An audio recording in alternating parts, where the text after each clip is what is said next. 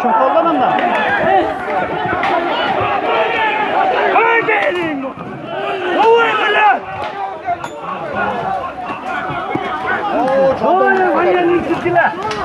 Yolga taşka. O taş.